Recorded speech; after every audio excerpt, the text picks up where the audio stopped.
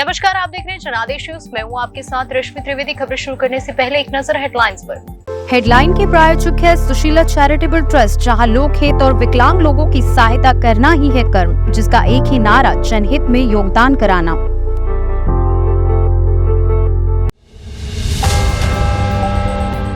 राजीव गांधी ने खुलवाया था राम मंदिर का ताला, क्या कमलनाथ ने बाबरी के जख्म को कुरेद दिया? चुनावी सभाओं में व्यस्त अशोक गहलोत की कोर्ट में हुई पेशी, वोटिंग से 4 दिन पहले फिर होंगी सुनवाई। रेव पार्टी में सांप के जहर का नशा, विदेशी लड़कियां, big boss winner Elvish Yadav मुश्किल में।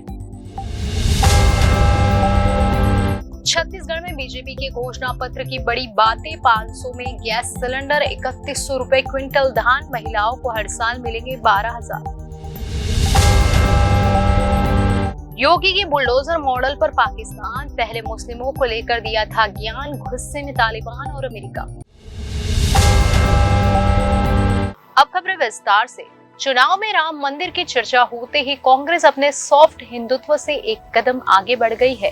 कांग्रेस नेता कमलनाथ ने राम मंदिर का क्रेडिट राजीव गांधी और कांग्रेस को दिया है। इस बयान के बाद मध्य प्रदेश विधानसभा चुनाव में मुसलमान वोटरों का रुख क्या होगा? 2018 में मुस्लिम वोटर पूरी तरह से कांग्रेस के साथ खड़े थे। अयोध्या में राम मंदिर किसने बनवाया?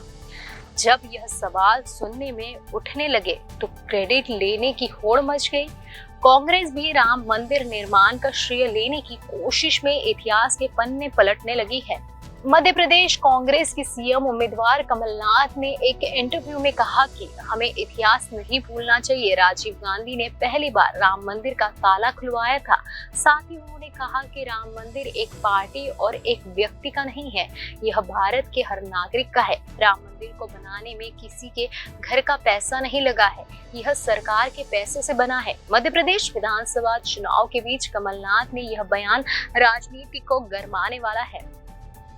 22 जनवरी को अयोध्या के भव्य राम मंदिर में रामलला की प्राण प्रतिष्ठा होनी है। इस आयोजन के मुख्य यजमान प्रधानमंत्री नरेंद्र मोदी है। जैसी बीजेपी की उम्मीद थी कि लोकसभा चुनाव से पहले राम मंदिर की चर्चा विधानसभा में हो, वैसा होने लगा है। कमलनाथ के इस बयान के बाद विधानसभा चुनाव में राम की एंट्री हो गई है। अब बीजेपी भी खुले तौर पे राम मंदिर के रथ पर चुनावी घोड़े दौड़ाएगी। मध्य प्रदेश में राम मंदिर को लेकर तो पोस्टर पहले ही लग चुके हैं। 2011 की जनगणना के मुताबिक मध्य प्रदेश में 7% मुस्लिम आबादी है, जो बढ़कर 10% तक पहुंच गई है। माना जाता है कि 45 सीटों पर मुस्लिम वोटर प्रभावी है और 22 सीटों पर जीत हार सीधे तौर से तय करते हैं। कमलनाथ की अपील के बाद 2018 में 90% मुसलमानों ने कांग्रेस को एकमुश्त वोट दिया है। इसका नतीजा रहा कि कांग्रेस 114 सीट जीतने में सफल रही। जिस तरह कमलनाथ ने राम मंदिर का श्रेय लेने के लिए बाबरी मस्जिद के जख्म को खुरेदा है, शायद यह मुसलमानों को पसंद नहीं आए। घटना 31 जनवरी 1986 की है। उस समय यूपी में कांग्रेस की सरकार थी। वीर बहादुर सिंह मुख्यमंत्री थे। फैजाबाद के वकील उमेश चंद्र ने राम मंदिर का ताला खुलवाने को लेकर जिला अदालत में याचिका दायर की। 1 फरवरी को डिस्ट्रिक्ट जज के A.K. पांडे ने राम मंदिर का ताला खोलने का आदेश दिया। अदालत के फैसले के बाद 37 साल से बंद विवादित बाबरी मस्जिद का गेट खुल गया। इसके बाद तत्कालीन गृह राज्य मंत्री अरुण नेहरू का एक बयान आया कि राजीव गांधी ने बाबरी मस्जिद का गेट खुलवाया है। हालांकि एक इंटरव्यू में पीएमओ में सचिव रहे वजाहत हबीबुल्लाह ने साफ किया कि प्रधानमंत्री राजीव गांधी को अदालत के आदेश के बारे में जानकारी नहीं थी।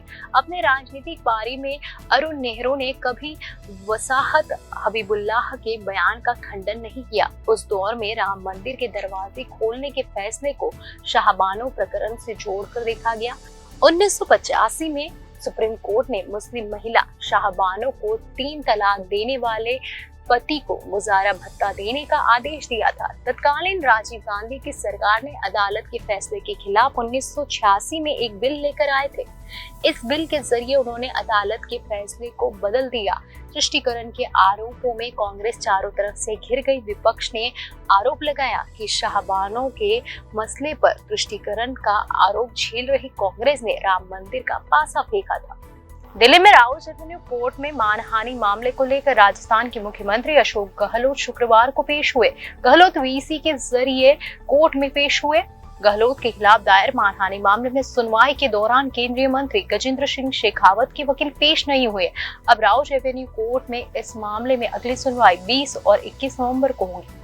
राजस्थान में चुनावी सरगर्मियों के बीच भी मुख्यमंत्री अशोक गहलोत की मानहानि केस में भी उलझने कम नहीं हुई है।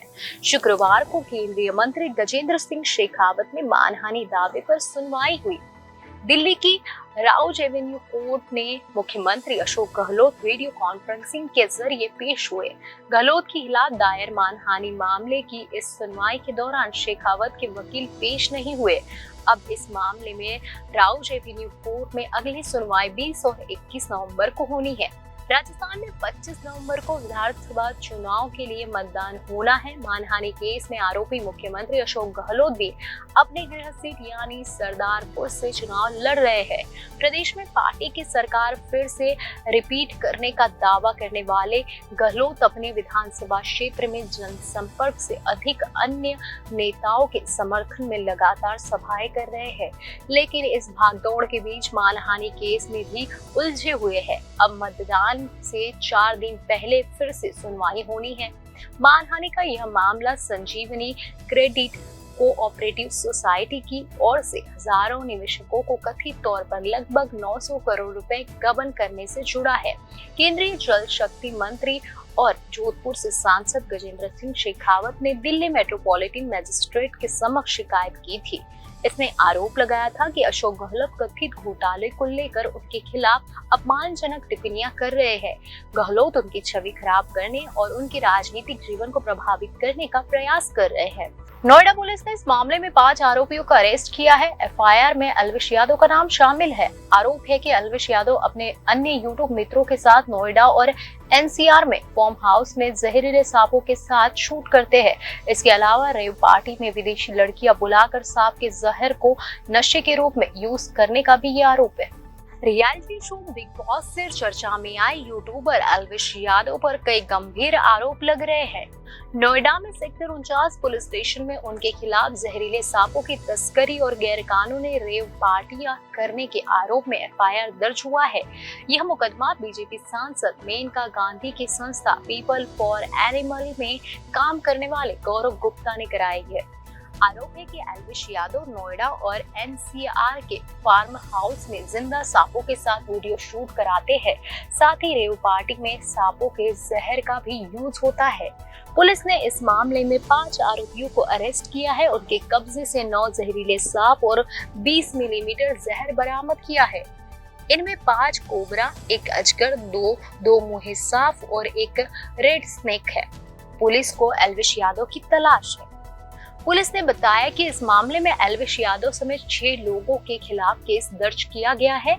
जिन 5 लोगों को पकड़ा गया है उनकी पहचान राहुल, टीटूनाथ, जयकरण, नारायण और रविनाथ के रूप में हुई है। एनजीओ पीपल फॉर एनिमल के वेलफेयर ऑफिसर के रूप में कार्यरत गौरव गुप्ता की तहरीर में लिखा है, सूचना मिली थी कि अलविश यादव अपने साथियों के साथ नोएडा और एनसीआर के फार्म हाउस पर गैरकानूनी तरीके से रेव पार्टी का आयोजन करते हैं। इन पार्टियों में बाकायदा विदेशी लड़कियों को बुलाकर स्नेक वेनम मतलब सांप का जहर और अन्य नशीले पदार्थों का सेवन करते हैं।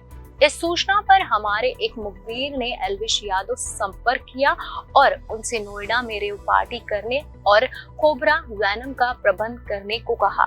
अलविश ने मुखबिर को अपने एजेंट राहुल का फोन नंबर दिया और कहा कि मेरा नाम लेकर बात कर लो, ये सारी व्यवस्था करा देंगे। अलविश के नाम पर एजेंट रेव पार्टी के लिए तैयार हो गया। शिकायत के अनुसार मुखबिर ने ऐसे ही अलविश का नाम लेकर राहुल से बात की। वह रेव पार्टी और अन्य व्यवस्थाएं कराने के लिए तैयार हो गया। मुखबिर ने उसे नोएडा के सेक्टर 51 स्थित एक ब्लैकवेट हॉल में बुलाया और उसकी सूचना डीएफओ नोएडा और पुलिस को दे दी गई। राहुल और अन्य लोग वहां पहुंचे। ये अपने साथ 9 सांप और स्नेक वेनम लाए थे। इस बीच वहां पुलिस ने पहुंचकर सभी को गिरफ्तार कर लिया। एल्विश यादव समेत 6 आरोपियों पर पुलिस ने वन्य जीव संरक्षण अधिनियम के तहत एफआईआर दर्ज किया है।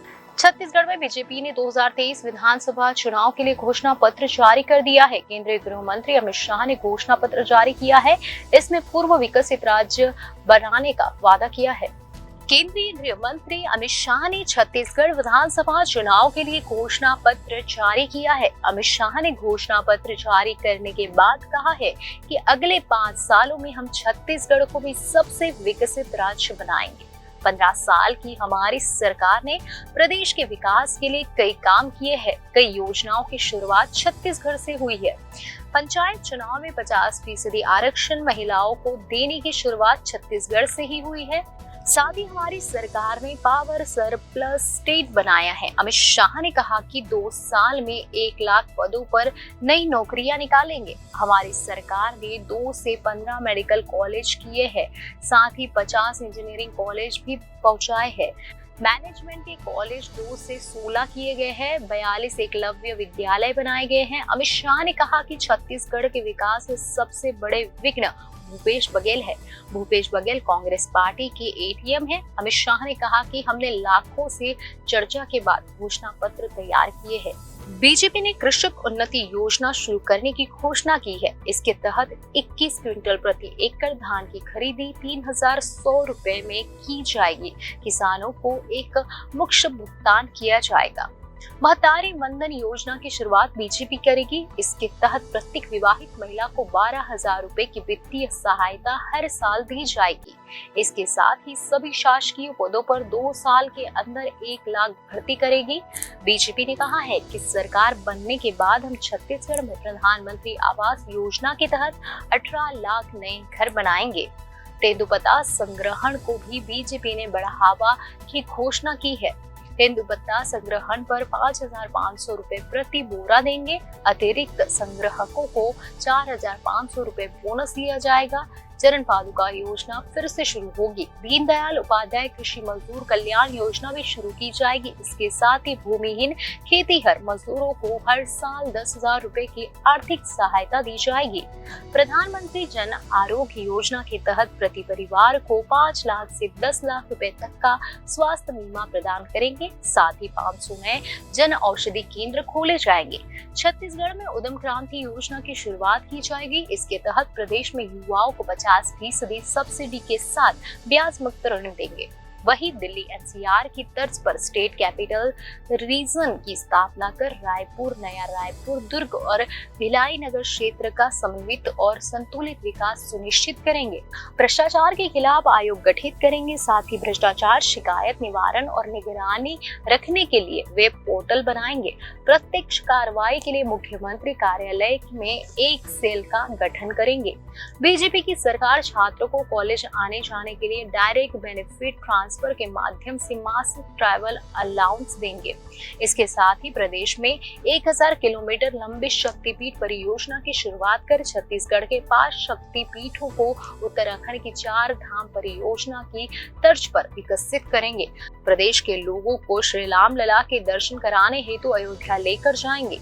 अफगानिस्तान के लाखों लोगों को पाकिस्तान जबरन निकाल रहा है। पाकिस्तान की सरकार टीटीपी के हमले का बदला लेने के लिए इन अफगान शरणार्थियों को निकाल रही है। उनके घरों को बुलडोजर से तहस नहस कर दिया जा रहा है। इससे पहले पाकिस्तान सीएम योगी के बुलडोजर मॉडल पर जहर उगल चुका है। पाकिस्तान ने अपने देश में रह रहे 17 लाख अफगान शरणार्थियों के खिलाफ क्रूरता की सारी हदें पार करते हुए उन्हें तत्काल पाकिस्तान छोड़ने का आदेश दिया है। पाकिस्तान की यह समय सीमा बीत चुकी है और वह अब लोगों को जबरन निकाल रहा है। इनमें ऐसे भी हजारों लोग हैं जिनका जन्म ही पाकिस्तान में हुआ था और वे उसी को अपना देश मानते हैं। पाकिस्तान सरकार इन लोगों को निकालने के लिए अब उनके घरों पर बुलडोजर चला रही है। यह वही पाकिस्तान सरकार है जो भारत में अपराधियों के घरों पर बुलडोजर चलाने को मुस्लिमों के साथ अन्याय बताती थी और इसको लेकर उसने यूपी के सीएम योगी आदित्यनाथ पर जहरीला हमला भी बोला था। पाकिस्तान के इस कदम पर अब न केवल तालिबान बल्कि अमेरिका भी भड़का हुआ है। तालिबान के संस्थापक मुल्ला उमर के बेटे और अफगानिस्तान के रक्षा मंत्री मुल्ला मोहम्मद याकूब ने पाकिस्तान के इस एक तरफा फैसले को क्रूर करार दिया है। मुल्ला याकूब ने कहा है कि अफगान शरणार्थियों को पाकिस्तान क्रूर दमन का सामना करना पड़ रहा है। इसमें पाकिस्तान की सरकार अफगानों की संपत्ति को भी जब्त कर ले रही है। तालिबानी रक्षा मंत्री ने इस्लामिक देशों और उनकी संस्था OIC की गुहार लगाई है कि वे हस्तक्षेप करें, साथ ही पाकिस्तान की सरकार को अफगान शरणार्थियों का दमन करने से रोके। याकूब ने कहा है कि पाकिस्तानी शासन को अफगान शरणार्थियों के खिलाफ किए जा रहे अत्याचार के लिए जिम्मेदार ठहराया जाएगा। पाकिस्तान की सरकार लोगों के वर्षों में बनाए गए घरों को तोड़ रही है। अफगानी तालिबान की क्रूर शासन और वर्षों से चले आ रहे गृह उद्योग की वजह से अफगानिस्तान को छोड़कर पाकिस्तान चले आए थे, लेकिन अब उन्हें जाना पड़ रहा है। इस बीच अमेरिका भी अफगान शरणार्थियों को निकालने के मुद्दे पर भड़क उठा है। अमेरिका ने पाकिस्तान से अनुरोध किया है कि वह ऐसे 25,000 अफगानों को वापस नहीं भेजे जिन्होंने उसके लिए काम किया है। अमेरिका को डर है कि अफगानिस्तान में तालिबानी ऐसे अफगानों से बदला ले सकते हैं जिन्होंने वॉशिंगटन की मदद की थी। ये सभी अफगानी लोग अमेरिका में विशेष वीजा और शरण मांगने के हकदार है। वही पाकिस्तान का दावा है कि अमेरिकी लिस्ट गलत और अधूरी है, इसमें पूरा ब्यौरा नहीं दिया गया है। एक पाकिस्तानी अधिकारी ने एक्सप्रेस ट्रिब्यून अखबार से कहा कि अमेरिकी लिस्ट में उन लोगों का भी नाम है जो अफगानी नहीं है। इसको लेकर पाकिस्तान और अमेरिका के बीच तनाव है। एक रिपोर्ट पर यकीन करें तो रूस का प्राइवेट आर्मी ग्रुप वैगनर भी इजरायल के खिलाफ जंग में शामिल हो सकता है। रिपोर्ट्स में कहा गया है कि संगठन लेबनान के संगठन हिजबुल्लाह के साथ मिलकर इजरायल पर हमला कर सकता है और उसे हथियार मुहैया करा सकता है। अमेरिका की एक इंटेलिजेंस रिपोर्ट इजरायल को थोड़ा परेशान कर सकती है। अमेरिका की खुफिया अधिकारियों की माने तो रूस का private military group Wagner Lebanon के आतंकी संगठन हिजबुल्लाह के साथ हाथ मिला सकता है। इंटेलिजेंस की माने तो रूस के ये भाड़े के सैनिक हमास के खिलाफ इजरायल के युद्ध में दूसरा मोर्चा खोलने के लिए हिजबुल्लाह की मदद कर सकते हैं। रिपोर्ट्स में दावा किया गया है कि वैगनर लेबनान के इस आतंकी संगठन को एक एयर डिफेंस सिस्टम देने की योजना बना रहा है। अमेरिका के इंटेलिजेंस विभाग के हवाले से अखबार वॉल स्ट्रीट जर्नल ने लिखा है कि वैगनर समूह हिजबुल्लाह को रूस की खतरनाक SA-22 सिस्टम देने का मन बना रहा है। ये सिस्टम हवाई जहाजों को रोकने के लिए एंटी एयरक्राफ्ट मिसाइल और एयर डिफेंस बंदूकों का प्रयोग कर सकता है। एक अनाम अमेरिकी अधिकारी के मुताबिक अभी तक इस बात की पुष्टि नहीं हो सकी है कि सिस्टम भेजा गया है या नहीं। अधिकारी वैगनर सैनिकों को हिजबुल्लाह के बीच होने वाली बातचीत पर नजर रखे हुए हैं। इस सिस्टम की डिलीवरी उनके लिए एक बड़ी चिंता का विषय हो सकता है। वैगनर सैनिकों ने सीरिया में एक महत्वपूर्ण रोल अदा किया था। यहाँ पर देश के नेता राष्ट्रपति बशर अल असद को मजबूत करने में बड़ी मदद की थी। असद रूस के राष्ट्रपति व्लादिमीर पुतिन के प्रमुख सहयोगी है। यह जानकारी ऐसे समय आई है जब ईरान के समर्थन वाला हिजबुल्लाह इजराइल के साथ लेबनान की सीमा पर उत्तरी मोर्चा खोलने की तैयारी कर रहा है। हिजबुल्लाह की तरफ से होने वाले किसी भी हमले को रोकने के लिए अमेरिका ने पूर्वी भूमध्य सागर में एक एयरक्राफ्ट कैरियर तैनात किया है। हिजबुल्लाह के नेता हसन नसरल्लाह शुक्रवार को भाषण दे सकता है। यह 7 अक्टूबर को हमास आतंकियों की तरफ से इजराइल पर हमला करने के बाद उसका पहला भाषण होगा। विशेषज्ञों की नजरें उस पर टिकी हुई है कि नरसल्ला भाषण में क्या कहेगा। उसके भाषण के संकेत मिलेंगे कि समूह युद्ध में प्रवेश करने की योजना बना रहा है या नहीं। इस बीच इजराइल डिफेंस फोर्सेस यानी IDF ने गुरुवार को कहा था कि गाजा में जमीनी लड़ाई शुरू होने के बाद से उसने 130 हमास आतंकवादियों को मार गिराया है। IDF ने कहा कि उसने 27 अक्टूबर को गाजा पट्टी में कई आतंकी ढांचों को भी नष्ट कर दिया है। बयान में कहा गया है कि IDF हवाई, समुद्र और जमीन से हमास से मुकाबला कर रहा है। इजराइल के प्रधानमंत्री बेंजामिन नेतन्याहू ने कहा कि गाजा शहर के बाहरी इलाके में है और उसे प्रभावशाली सफलता मिली है। उन्होंने कहा कि सेना आगे बढ़ रही है और उसकी प्रगति को कोई नहीं रोक सकता। खबरों में आज बस इतना ही। आने वाली सभी खबरों को जानने के लिए आप जुड़े रहिए जनादेश न्यूज़ के साथ।